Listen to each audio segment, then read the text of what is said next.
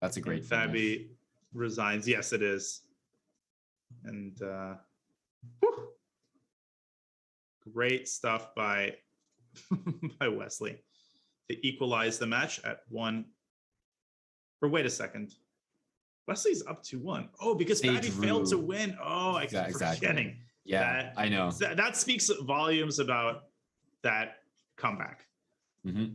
That was worth a lot. You almost feel like that was the sportsmanship karma coming in right there. Yep. Oh, for sure. His save in that game. Different approach. Okay. Wesley did not like that game. So let's be clear. That whole long castle thing, he was like, no. Let's try something else. He's going to kingside castle a little bit more solid. Yeah, he's staying away from that. Now, the downside of kingside castling is that white eventually sometimes does get play on the king side. But yeah, and there's queen e1, Fabi kind of asking Wesley to take the bishop. And that's the only way that the queen could ever make it to g3. But Wesley's saying, no, I'm going to improve my position first. a5, a4. And now sticking the bishop on the weak square created by white's last move. That's right. And a lot of times black has a super long-term idea of getting a knight to d4 in some way or another, whether it's knight c5, e6, d4, or rook e8, knight f8, e6, d4, c5, knight b8, c6, d4. I got tons of routes for you, Daniel. Just let me know. I'm here. You got alternatives and more alternatives. Knight f6, e8, g7, e6, d4. I like how it's like when you're looking for flights and, there's 2 direct flights, there's 2 flights with 1 stopover. And then at the bottom of the list, there's all these flights with 4 or 5 stopovers. You can fly through London, Paris, and some obscure airports. You got a couple EasyJet flights down there. $7,000. Okay, so Wesley has gone f5, and it's almost a similar position with colors reversed now. Fabi's got control of the e4 square. Damn, we got a theme today. We do. It's the e4 square. And who benefits from controlling it, and which knight to get onto that square. And I feel like this one I like a little bit better for black, because somehow the outlook of the position is that, for me, if white doesn't end up playing f4 or d4, I'm not sure what he's going to get up to. It just be one of those visual things. Yes, you have a knight on e4. Yes, there's weak squares, but you put that black knight on e6, which he's about to do as I speak. And I think the fact that knight jumps to d4, f4 is so flexible. I'm liking Wesley's chances here. Yeah, no, he's just so good in these kinds of, wouldn't call them quiet positions, because there is a lot going on, but a lot of it is very positional.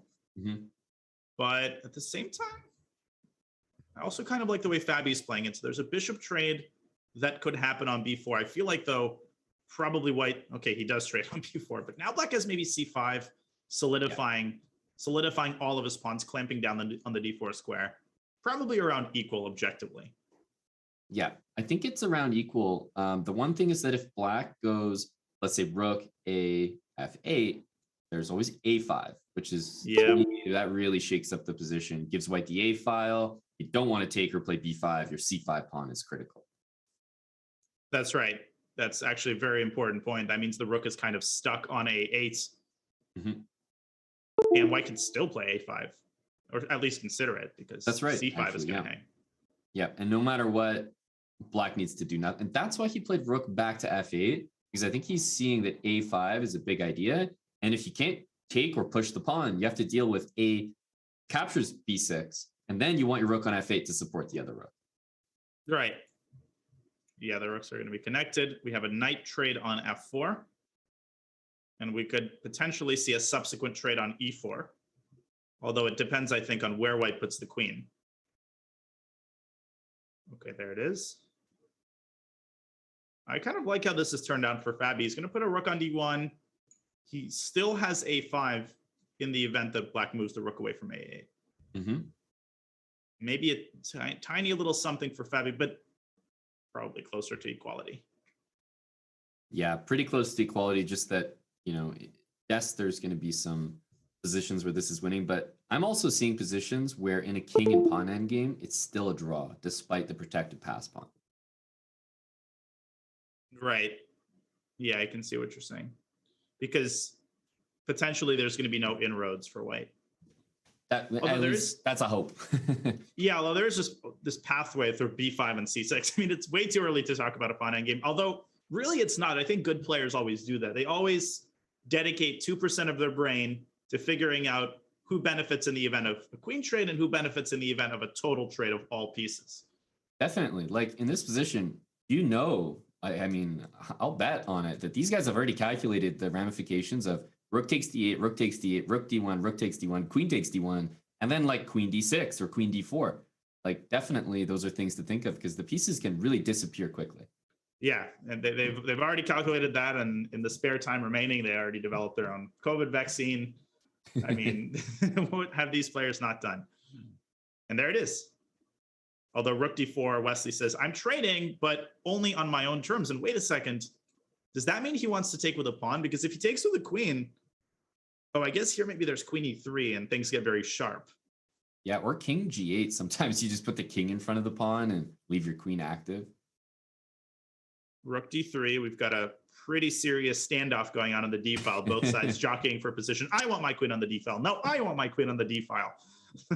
And I think that stems from the fact that they've calculated these lines where pieces trade, and they've both evaluated that, yeah, I need to be on the d file first. Yeah, I mean, the d file is important for white because it's the only avenue to access black's side of the position. For black, I'm not exactly sure why he wants the queen on d4. Okay, at this point, black's not going to have his queen on the d file unless he goes queen d6 here. And I don't think you can enter this king and pawn endgame. Like h4 for black, take everything. Let's assume black takes with the queen. I don't think we can play that. White's going to walk the king right down this little primrose path. Well, I guess it's not a primrose path because it wins the game. Although maybe it is a primrose path because later if you take the pawn on b6, you might have to face some sort of a pawn breakthrough with c4. Man, queen e1 is super annoying. This is a really strong move, I feel like. This is not a draw. White's got the protected passer. e5 is threatened. Just ask yourself, would Magnus take a draw here with white? It's a semi-rhetorical question, but you're supposed to say no, Aman. You know, to make me look good and everything. Thank you. He wouldn't. That's right. Magnus would not take the draw here, which means Fabi's not going to take the draw here. Fabi's better. But everybody's saying it's a draw in chat. Shame on you. Imagine. Now the question is, do you play e5 and sack c2 and bank on this pawn? I vote no. Because d3, d2 is pretty quick. It's a small problem, although d3 can always be met with a check on e4. I don't know. I'm going to let Fabi do the calculating. All right. You know, I'm actually feeling like yes. Yes, you definitely do.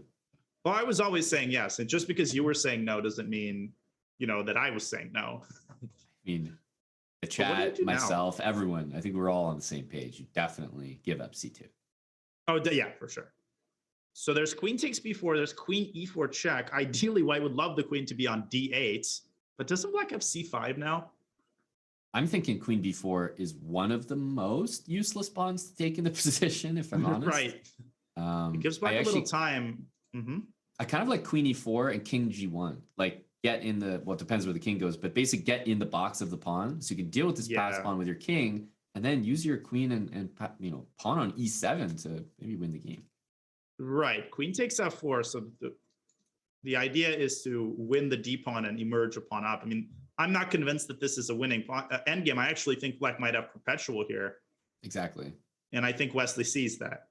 G6, queen takes c3, queen e5. And the problem is if you cover with a pawn, you create a host of other weaknesses. And black should be able to save this. It's got a minute on the clock. One funny thing about the position is that you don't want to go to necessarily, maybe it works, but you might not want to go to a king and pawn endgame because white has this a pawn potentially. Yeah, b4, a5 might come really fast. That's a good point, unless black gets a chance to play c5. So to neutralize. Fabi can probably play. I mean, I would probably go g3, but then maybe black even has h4. H4 is pretty nasty. And king g1, queen e1 check, queen f1, queen e3 snags the b3 pawn. So I'm not sure you really want to enter that as well. Right, and white is not risking here. I mean, he can play f4, for example, and make some moves, try to escape the checks. It's never that easy in queen endgames. You can't just give a check on random squares because the king's a pretty slippery piece. People don't always realize that. So maybe take g3 and just go c5 or something.